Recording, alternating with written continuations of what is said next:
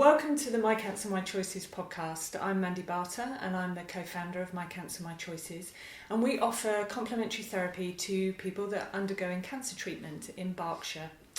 So what we have noticed as a charity is that less men use our services. So I started to have a look at this and the reason why, and we have invited men to come along and to chat to us about men's health, men with cancer. And so today I would like to introduce Barry, and Barry has used our services and has had prostate cancer. Yes. So Barry, tell me about yourself. Right, well I'm 80, pushing 40. Okay. I love life, I'm very fit, I've had no illnesses apart from cancer. I've had back trouble all my life, but that's physical and something you can deal with exercise largely, and for instance chiropractic or whatever. But of course cancer you can't, and I didn't know I had cancer. I had the old man's disease of having to go to the loo during the night quite a lot, and in fact sometimes I went up to a dozen times a night. I put that down to stress, working, I had my own business, that sort of thing. Incidentally, I'm an architect, so I'm always trying to create, so sometimes at night one is doing that anyway. So there were all sorts of excuses. But I went to the doctor and had the usual rectal investigation every so often. I was very lucky. I've had a friend for about 65 years who is always bullying me to go to the doctor and or get checked for this and that and the other. And I was hearing him one time coming up to Christmas, went to a Christmas party and talking to a friend there, and she said, just while chatting, "Oh, well, you know what so-and-so," I won't give you his name, had. I said, no idea. "Oh, he had cancer last year, very badly." And of course, this knocked me flat. This guy is 10 years younger than me, slimmer than me, fitter than me. He cycles on the Tour de France. And I suddenly thought, well, if he can get it, then for sure, without knowing it, for sure so can I. So 2 days later I went to the doctor and had another rectal examination, and the doctor didn't like it, immediately sent me off to Royal Berks to get, a scan, Right. and whatever. Yeah. And when the results were found, bingo, I found I had cancer. Okay. Now, I'm a very positive sort of person, so I haven't thought for a second that that was going to be the end of me. However, what one does notice that when the word cancer is introduced to your life, it does affect you. I began noticing every programme on Radio 4 had somebody either dying of cancer or worried about it or whatever. Mm-hmm. And every bit of literature that comes through the post is talking about cancer in one form and another. And one of the things that is said is you must deal with it quickly. Yeah.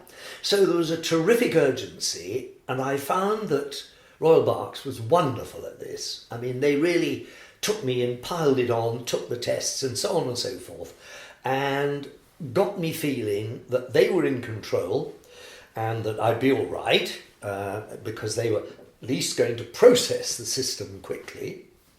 There was then a lull when I was supposed to be getting a letter telling me the latest situation, which turned out to be fruitful and beneficial, but I didn't know it was going to be because I was afraid that the cancer might have spread. Right. Luckily, when that letter came, and it took a lot of prodding to get that letter, there was some sort of administrative hiccup. And I can tell you, waiting for that letter was very much worse than the first time going in, not knowing you're going to be told you've got it. Mm. Anyway, when I got the letter, I found out that it hadn't travelled. They called it a nasty, a small but nasty cancer. So we need to sit on it straight away. Right. Anyway, just as luck would have it, I was moving house during that sort of period from then on. I was told it in February 2018. I was moving house in March, April.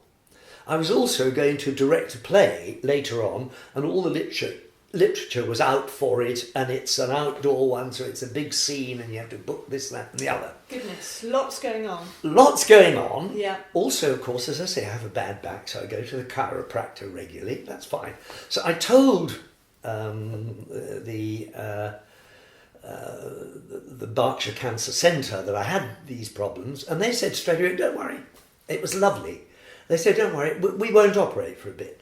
So they put me onto hormone treatment, which started off being a mouth one, so it was pills, and that lasted for about a couple of months. And then they put me onto the injection system, which is 3 monthly. Yeah. I'm still on that, and I had a letter today saying I'm going to be on it until September next year. Right. Now, what this does is to deny the cancer the food that it subsists on. So it doesn't cure the cancer, but it checks it at that level. Yeah. And I found that then I lived on that basis. Mm-hmm.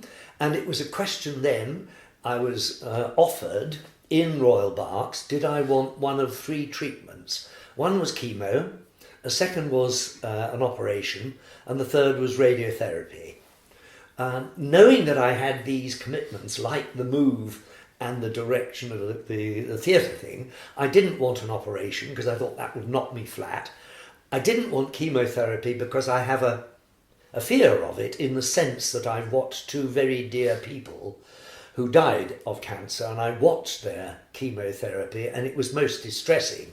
So I didn't want that. So I elected for radiotherapy. And the consultant said to me he thought that was very sensible, because some people will elect for the operation, Yeah. but as he said to me quietly, trouble is, you'll never know whether the operation's been successful, and if it isn't, you're back into radiotherapy anyway. Mm-hmm. So he thought I was making a sensible decision. Mm-hmm. I think he also thought that I was fit and well, mm-hmm. and I certainly was very fit for my age. And so what they did was postpone the radiotherapy until the play was over. And I mean, it was like the next week, you know. But good to be given those options and to actually Brilliant. Put the control back to you. Absolutely. Yeah. And I was thrilled with the way they treated me like that. Mm-hmm. I was treated as a human being. Yeah. And you had control. And I had control. And made those decisions. And I've always been, how can I put it, a bit sceptical of the medical profession in some senses, because I think they used to talk down to you and they would prescribe and you had to accept what they said. Having had back problems, which I found other than an operation, the medical profession can't solve. Mm-hmm. I find good osteopaths and good chiropractors better. Mm-hmm. So I was a bit sceptical about, how I would be treated, but they treated me absolutely excellently. There's really good high level of care there. Yes, yeah. High level of care and caring, even down to the receptionist at the pool of people who would be waiting for radiotherapy every day. One goes in for a session, when they book you in, it's for a session of either usually a month or 6 weeks, depending on how serious yours is, and you wait for your turn. The problem with the radiotherapy is not the radiotherapy itself, but the way the system's organised. It has to take in people who are very seriously ill, over and above people like myself, who were outpatients. So we would get in, and I would have an appointment at XYZ time, let's say 10:30, and when you get in, you have to then drink, I forget how much water, but it's a lot of water, right. Because they want your bladder full, because it will stop the prostate leaning on it. And if you're having the prostate treated with radiotherapy, it directs a beam at the nasty spot. Yeah. if the prostate is swollen and the bladder is depressed, it is quite likely that the bladder will get a dose of radiotherapy that it doesn't need and doesn't want and doesn't like. So they're very anxious to have a full bladder that keeps the prostate up. Because it just sits just under the bladder, doesn't it? Exactly. Yeah. And this is the sort of thing you learn. I didn't know what a prostate was anyway. And my friend always calls it prostrate. Yes, that's quite a common. Yes. Anyway, what one found though was you drink this water, and if you're on time, that's fine. Because you go in and you're on the thing for about 20 minutes and they bombard you, everybody out of the room bombard you. I actually fell asleep once or twice. So there's no feeling as it's going on. Did you have little tattoos? Yes, you have tattoos. They mark you. You think that's where the beam is going to be. It's not. They mark you so they can get you directly under the machine in exactly the same position every time.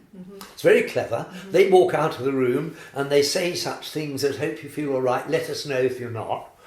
On one occasion, because my appointment had been delayed and I had drunk the water, and it was delayed by about an hour or something, by then one is absolutely bursting to go to the loo. Unfortunately, if you go to the loo, you then have to start the process all over again, drink more water, and so on. So I didn't, on that occasion, didn't drink more water, didn't have anything, went in, and I found I was on the machine, and I was bursting. I didn't leak, but the trouble was I didn't have the strength. I knew I was losing the strength to stop a leak.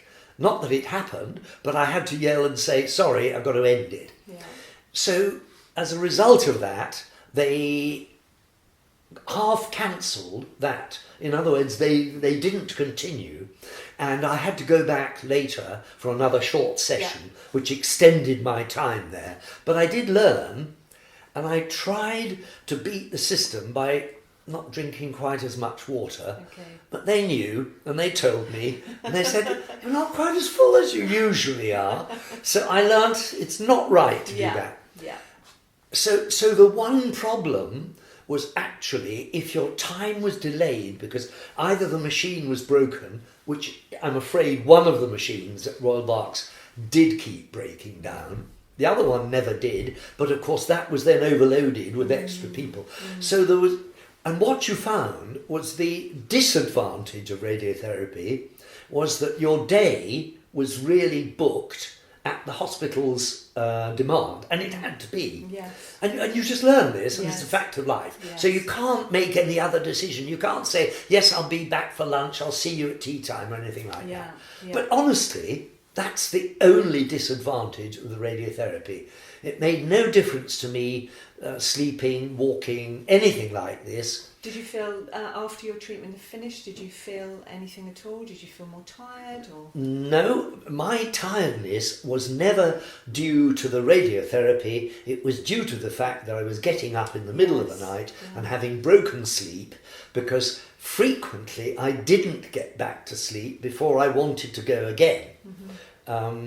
Nobody suggested to me any remedy for this, which I didn't understand because I'd been bleating about it to doctors both in the hospital and my GP surgery. And the one thing one local doctor said to me, which I thought very sensible, you have to teach your bladder not to want to go so much. Yeah. And actually, I've learned that now. How do you do that? Well, because during the day, I was brought up by a mother who had a weak bladder. Right. So she used to say, darling, go to the loo before we go to blah, blah, blah. Whatever it was, if you go out, if you do anything, go to the loo first. She always had to go to the loo, so I always did. And I grew up thinking that's what she did. And frequently, I didn't need to go to the loo. And I learnt not to obey the instinctive feeling, I must go to the loo.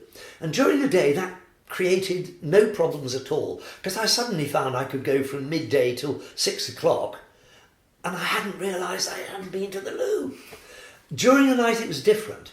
I think it was the fact that I was waking up either because my back was troubling me, or because possibly my loo prod was going at me. You want to go to the loo? And it took an iron will to say, no, I don't. And then I couldn't sleep. So I found getting up, going to the loo, and then doing some exercise helped me sleep. Okay. So I found that I was reducing the number from up to 12 times during the night, which was really awful, Yes. down to about sort of 5 or 6. Somebody recently, a doctor at RBH, at my recent consultation, because you have to do 6 monthlies Yes. after the radiotherapy Yeah. is finished, this lovely young doctor asked me if I was taking anything for going at night and so forth. And I said, no, I didn't know there was anything about it. I didn't know anything you could take. She said, oh yes, there's tamsulosin or some such name. I'd never heard of it. I thought, oh, this is wonderful. I got it from the pharmacy. My poor friend who had driven me in there had to wait. Anyway, I got into the car and I said, look, I've got this stuff. And he said, oh yes, you mean tamsulosin. I've been taking that for a long time and I don't have prostate cancer, so I don't know why you... And I thought, well... Why didn't you... Absolutely! And it has made a hell of a difference. Oh, that's really good news. Yeah. Okay, Yeah. so the one thing I found was that the radiotherapy was a comfort. The fact that I was having it told me that, let's put it this way, bluntly, it was going to work and cure me, or it wasn't. Yeah. I felt fine, so I assumed it was working.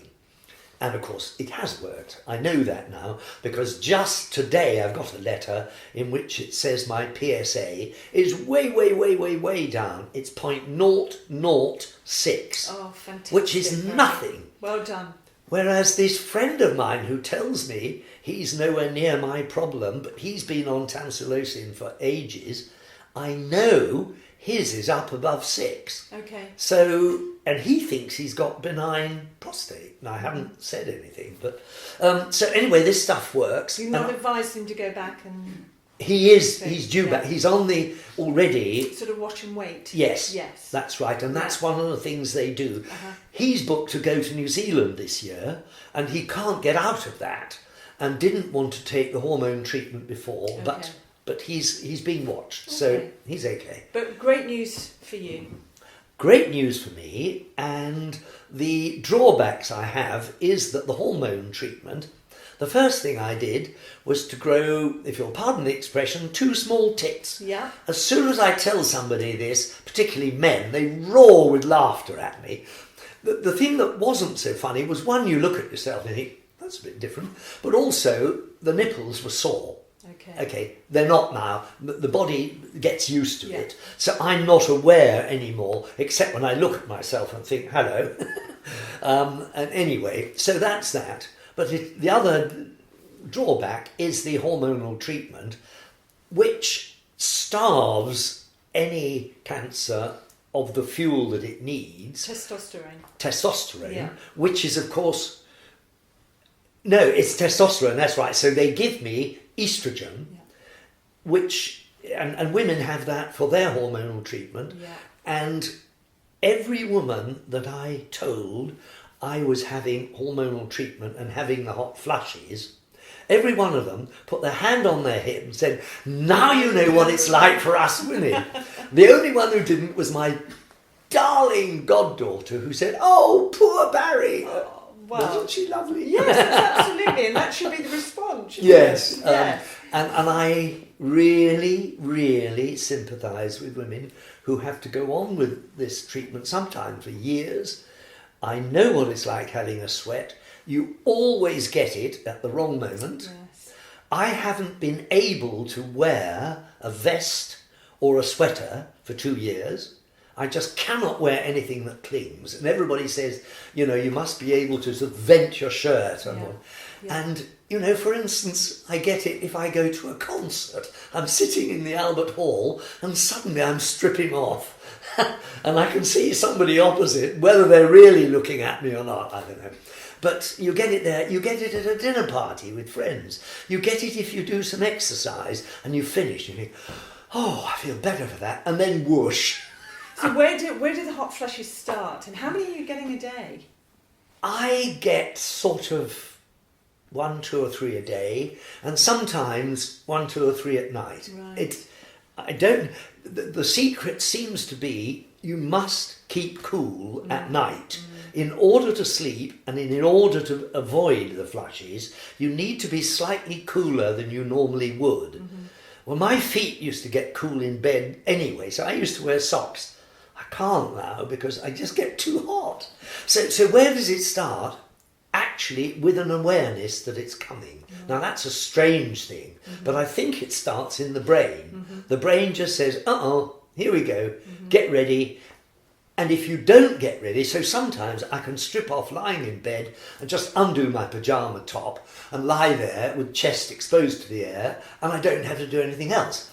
Most of the time that doesn't work, it's too late. I have to get up, take the pyjama top off and slowly freeze for about 10 minutes.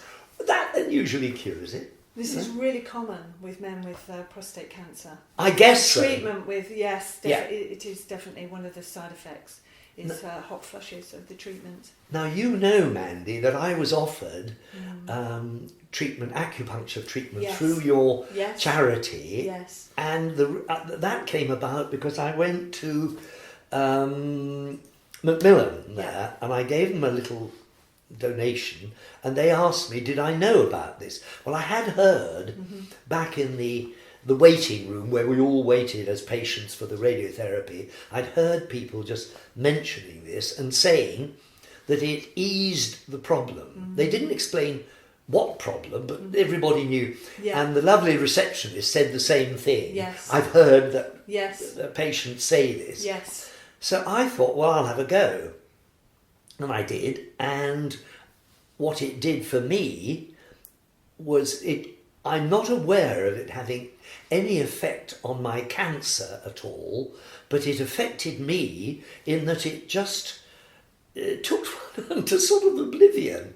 If you have an idea of being on a desert island and angels playing music to you and sort of slowly massaging your head very quietly, well, it's a bit sort of like that. I dozed off twice when I had the treatment, and I thought it was wonderful. What I did notice it helped with is something physical, funnily enough, more to do with my back and my neck. Incidentally, I've had 2 back operations and 2 hip operations and both my knees operated. So Goodness, Barry. I'm ready to go. You are. But I've had a lot of help. But one of the things I injured my shoulder at one point, and I got what's it called? Not tendon. Yes. Carpal tunnel syndrome? Yes, and all sorts of things. So if I moved my hand and grabbed something, it was agony. Yeah. What I found was that sort of thing, the acupuncture really helped with. Good. I noticed that at the time, and I'd forgotten to tell you that when we met the other day. Yes. It made a significant difference to that. Good. And it was lovely, yes. And I would go back for that purpose. Yes. Because I thought acupuncture was the equivalent of pain relief instead of taking pills, which it is to some extent, but it's also, I realise now, it is a preventive thing as well. And it may not last indefinitely, but it is a preventive treatment. And I think because it helps you relax, and incidentally, it's a bit like, if you wouldn't know because you're too young, but boys used to have little machines with a handle that you turned that produced electricity. Okay. And you used to have 2 leads, and if you put them together, you got a little shock through your fingers. Okay. That shock is not painful, but it's a sort of bite, as it were, inside you. And that's what the acupuncture is. It's not painful, you don't feel the needles, but what happens is they twitch the needle and just either touch the nerve or very near it, and you get a little electric shock. And they can give you a acupuncture in your shoulder, and you get a feeling in your finger. Yes. It's quite amazing. Yes, it is, because it follows the channels. Yes. The nerves going down. Yes. And something I hadn't realised, but it was a chiropractor who told me, is the reason that they can adjust your body to avoid the nerve hurting what they're doing is relieving the pressure on the nerve, which actually impedes the message to the muscles. Mm-hmm.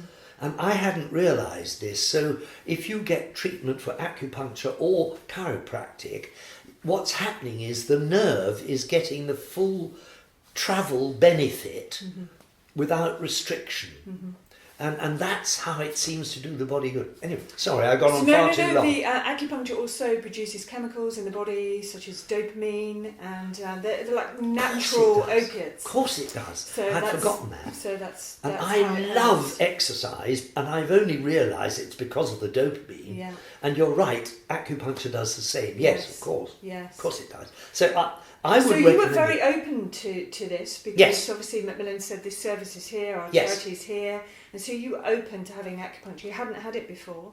I'd had one go to relieve pain once, and it did. Yeah. And that was only a very short go. It was about 5 minutes by the chiropractor. But otherwise, I hadn't had any. No. So you would obviously you had felt benefit from coming to the charity, and I think really good for you, Barry, coming along and just to be open-minded, because as I say, I felt that men are less likely to use complementary therapies, even though cancer research says that 1 in 3 people with cancer will explore complementary therapies. Really? Yeah. But we noticed that the men actually tend to use the service less. And certainly last year we were looking at a 20-80 split, so 80% of women, 20% of men. So I felt that it would be a really good thing for the charity to start, having this dialogue with men about complementary therapies, why they would use them. And obviously for you, it was recommended by Macmillan, and they said, this service is here. Yes. And you thought, why not? I've got nothing to lose, apart from my time and trying to park at the RBH. What I found was quite amazing, because your charity says, pay what you can. And this was something I decided, because I have to go to a chiropractor regularly. There is an outgoing for me there, and I came to your acupuncture and I realised that these were expert people giving their time, and so I paid, and I did give proper amounts, what I thought were valuable amounts for that amount of time, but I couldn't continue to pay those amounts, which I felt was what the charity and those people deserved.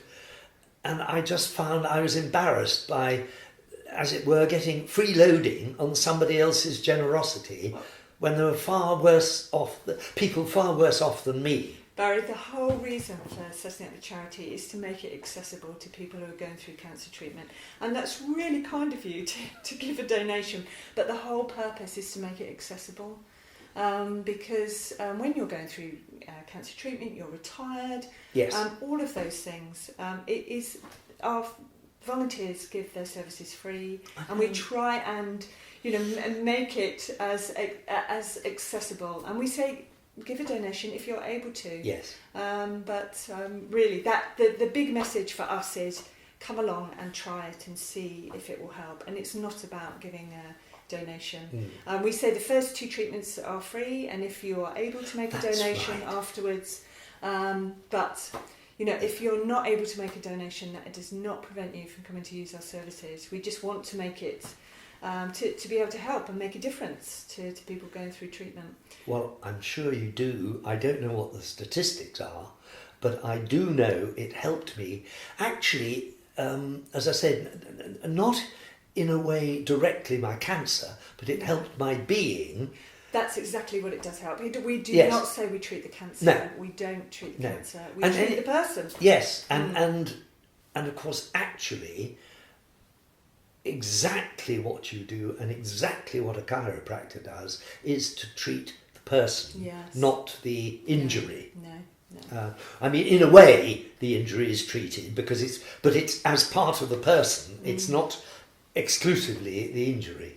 And I think I remember you saying to me that you felt really relaxed, and actually that's quite a That's quite a because you it's a are a bonus. very active person. Yes, that to actually feel relaxed and. Actually, you're right. This is something until just now, as we sit here, I hadn't thought about. I'm very active. I never like to sort of sit down and flop. I like to be doing something that's constructive in some way or other. It may be writing a poem, or it may be, fixing a hook up or something. But the idea of sitting down and enjoying myself is somewhat wrong. Life somehow should be slightly painful and something that you endure. What's the expression? Life's a bitch, then you die. Sorry about that. But no, seriously.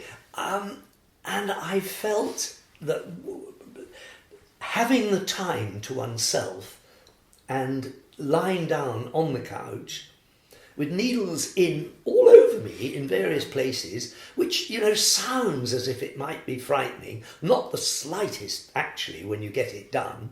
And I dozed off twice. Probably because you had those needles in, you couldn't get up, you see. I couldn't get up. You had that time. But what it is, and I hear people saying this about going to yoga or whatever, it's having that time exclusively to yourself.